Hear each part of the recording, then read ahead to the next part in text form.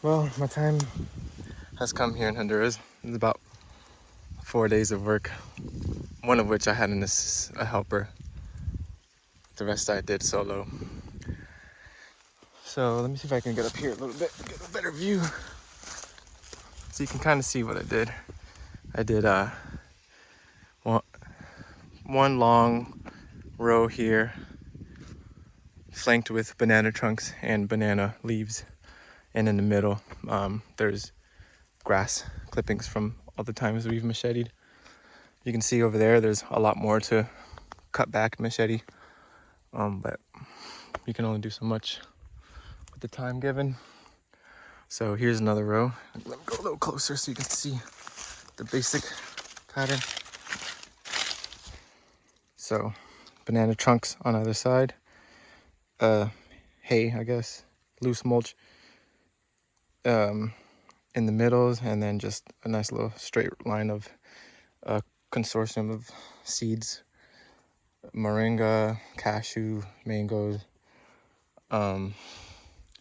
castor bean, jack beans, guanacaste, enterolobium, cyclocarpum, shisha, sterculia foetida, Java olive. What else is in there?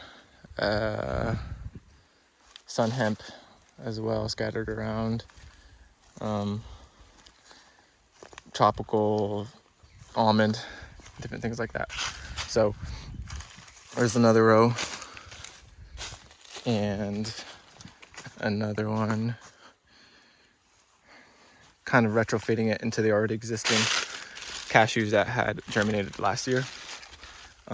So the things that miraculously made it from last year's planting, I mulched heavily with cecropia leaves, banana leaves, banana trunks, castor bean leaves, that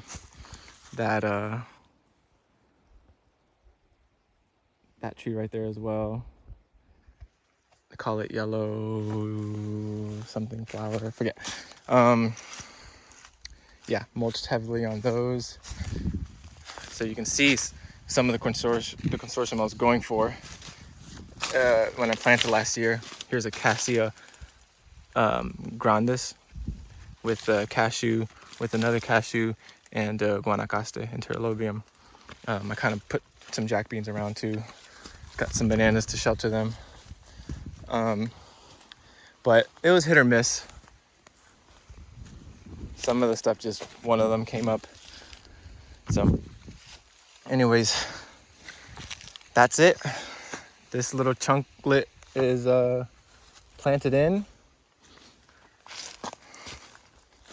Another row here that sort of snakes along. And the idea is to continue expanding that way with heavy plantings as opposed to sparse plantings. But what I did this time was I thinned out this banana patch here that we had planted about 2 years ago or so. So when I got here, it was the clumps were a little clumpy. Here's another. Interesting that the cashews here and here are so much bigger than the ones over there. I wonder if I planted these or they came from that cashew tree on the neighbor's property. But anyways, I thinned out the banana patch because the rainy season just started, so the healthier ones will stay, and all the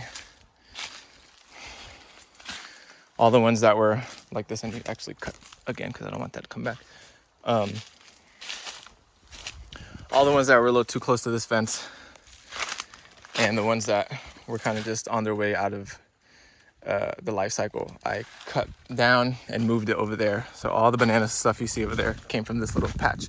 And when this grows again in the rainy season, it's gonna go again to feed the system more over there. And this will just be like a little banana battery pack that I keep recharging.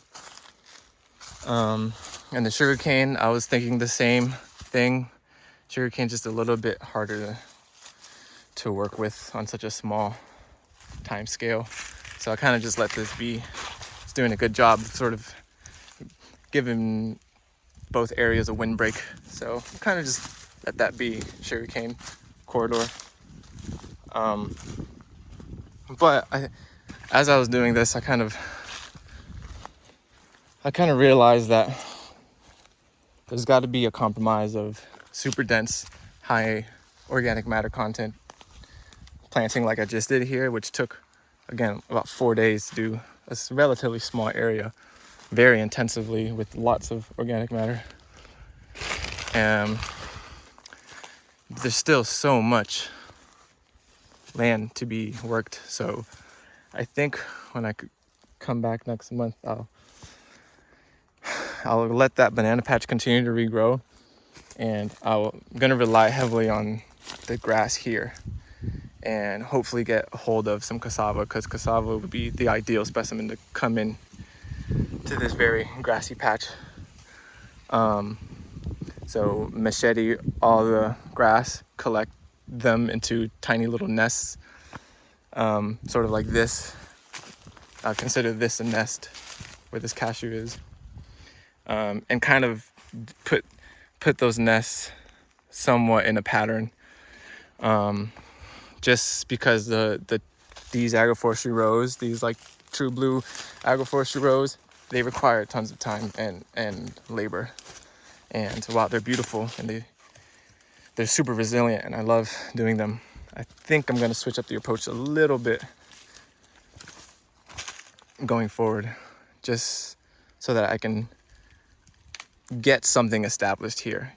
Even though the cecropias and the other broadleaf tree is doing a good job of becoming the emergent layer, there needs to be something. There needs to be something to occupy the rest of the stratas,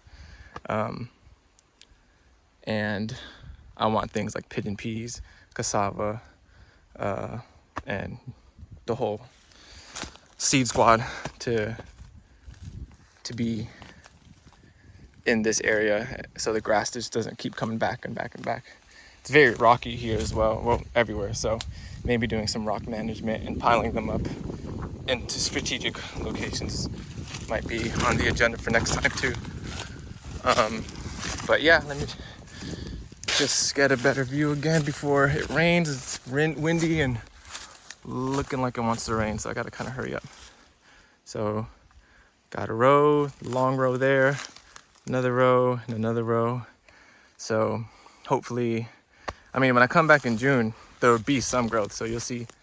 But hopefully within the next year, this area will be a lot more dense. But dense in a much more fluid way.